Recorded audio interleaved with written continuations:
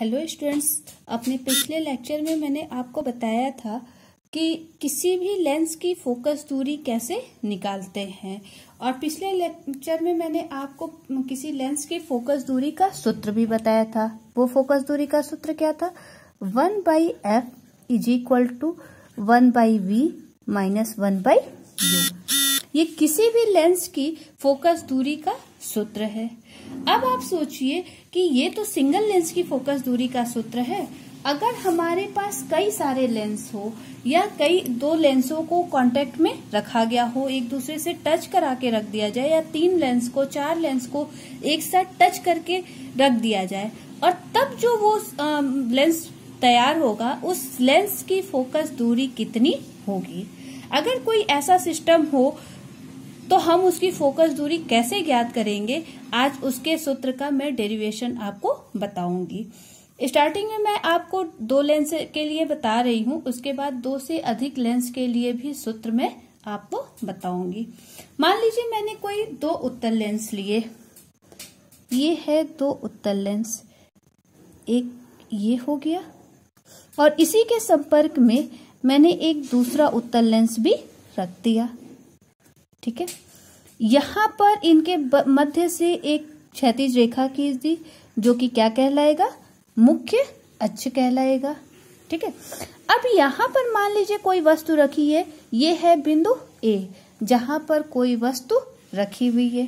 तो आप जानते हैं कि लेंस से, जो भी लेंस है उससे वस्तु की जो दूरी होती है उसे हम किससे दिखाते हैं?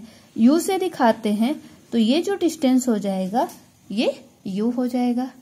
ठीक है, अब इस वस्तु से निकलने वाली प्रकाश की किरण इस लेंस पर आपतित होगी।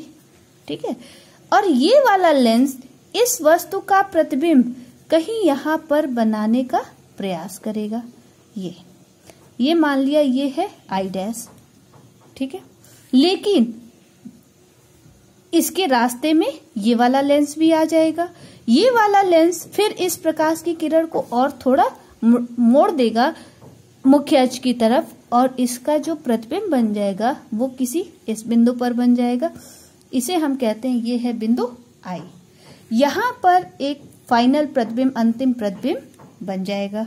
ठीक है, तो अब इस सिस्टम की फोकस दूरी हम कैसे ज्ञात करेंगे ये देखना है। हमने मान लिया कि जो I' पर प्रतिबिंब बना है उसकी लेंस से जो दूरी है वो है V'। ठीक है, और जो अंतिम प्रतिबिंब बना है इसकी लेंस से दूरी है V। अब हम इसका फोकस बिंदु कैसे ज्ञात करें, फोकस दूरी ज्ञात कैसे करेंगे?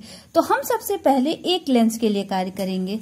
हम पहले ये ले लेते हैं लेंस L1 की बात करेंगे, फिर L2 की बात करेंगे, और फिर दोनों की एक साथ बात करेंगे। तो हमें पूरे सिस्टम की फोकस दूरी ज्ञात हो जाएगी। अब देखिए, अगर हम लेंस L1 में देखें, ये है लेंस L1। ठीक है, तो इस लेंस के फोकस दूरी का सूत्र क्या होगा? 1/f। मान लिया इसकी फोकस दूरी f1 है। ये L1 लेंस है, इसकी फोकस दूरी f1 मान लिया और इसकी फोकस दूरी f2 मान लिया। तो 1/f इज इक्वल टू, आप जानते हैं पहले से, 1/v माइनस 1/u होता है, जहां पर v क्या होता है? प्रतिबिंब की दूरी होती है और u वस्तु की दूरी होती है। यहाँ हमारे केस में वस्तु की दूरी कितनी है? u है, और जो प्रतिबिंब है लेंस L1 के द्वारा प्रतिबिंब कहाँ पर बन रहा है? I' पर बन रहा है, और इस प्रतिबिंब की दूरी हम यहाँ से पूरी मेजर कर लेते हैं इस तरीके से। ये प्रतिबिंब की दूरी कितनी है? V'। तो हम यहाँ पर जब लिखेंगे तो V की जगह क्या पुट करेंगे? V' पुट करेंगे, क्योंकि इस लेंस के लिए प्रतिबिंब की दूरी कितनी है? V' है, माइनस 1/u। यहाँ पर हम u पुट कर देंगे। ये हो गया समीकरण 1। ठीक है, अब हम लेंस L2 की बात करेंगे। अभी तक हमने किसके बारे में बात की? लेंस L1 के बारे में देखा। अब हम लेंस L2 की फोकस दूरी लिखेंगे। लेंस L2 के लिए क्या होगा? अब अगर हम इसकी फोकस दूरी को f2 मानते हैं तो यहाँ हो जाएगा 1/f2 इज इक्वल टू, अब हमें फिर क्या चाहिए? प्रतिबिंब की दूरी चाहिए और वस्तु की दूरी चाहिए। अब यहाँ पर देखिए प्रतिबिंब की दूरी इस लेंस के लिए फाइनल प्रतिबिंब तो ये बना है, बिंदु I पर बना है। यहाँ पर प्रतिबिंब की दूरी कितनी है, V है। लेकिन इस लेंस L2 के लिए वस्तु का काम कौन करेगा, बिंदु A पर रखी हुई वस्तु नहीं, बल्कि इस लेंस के लिए वस्तु का काम कौन करेगा, बिंदु I' पर बना हुआ प्रतिबिंब, जो कि किसने बनाया था, लेंस L1 ने बनाया था। इसलिए इस लेंस के लिए वस्तु की दूरी कितनी हो जाएगी, V' हो जाएगी। तो यहां पर हो जाएगा 1/V माइनस 1/V'। ये हो गया समीकरण 2।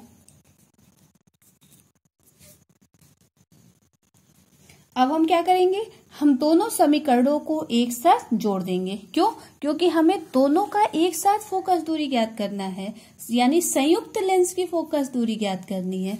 तो संयुक्त लेंस की फोकस दूरी को अगर हम f मान लें, कैपिटल F मान लेते हैं या स्मॉल f मान लेते हैं, तो 1/f की वैल्यू हमें ज्ञात करनी है। 1/f इज इक्वल टू हम क्या कर लेंगे, हम क्या करते हैं, हम इस समीकरण 1 और समीकरण 2 को जोड़ देंगे। ठीक, तो अगर हम इस समीकरण 1 और समीकरण 2 को जोड़ेंगे तो ये हो जाएगा 1/f1 plus 1/f2 is equal to, ये होगा 1/v' minus 1/u plus 1/v और माइनस 1/v'। अब यहाँ पर आप देखिए, यहाँ पे 1/v' पॉजिटिव है और ये नेगेटिव है, ये एक दूसरे से सब्ट्रैक्ट हो जाएंगे और यहाँ पे क्या हो जाएगा, 0। अब फिर पॉजिटिव वाला हम पहले लिख लेते हैं, तो ये हो जाएगा 1/v माइनस 1/u और यहाँ आ गया 1/f1 प्लस 1/f2। यहाँ पर आप देखिए क्या आया हमारे RHS में 1/v माइनस 1/u, और ये क्या दिखाता है, किसी लेंस की फोकस दूरी को दिखाता है। ये किस लेंस की फोकस दूरी को दिखाता है, इन दो, ये जो हमने दो लेंस लगाए हैं, इन दोनों लेंस का जो संयुक्त लेंस तैयार होगा उसकी फोकस दूरी को ये प्रदर्शित करता है। तो यहाँ क्या हो जाएगा 1/f, अगर हम संयुक्त लेंस की फोकस दूरी f मान लें तो यहाँ हो जाएगा 1/f और यहाँ हो जाएगा f1 प्लस 1/f2। ये आएगा संपर्क में रखे दो पतले लेंसों की फोकस दूरी। अब आप सोच रहे होंगे कि यहाँ पर दो लेंस है तो ये 1/f1 प्लस 1/f2 हो गया। अगर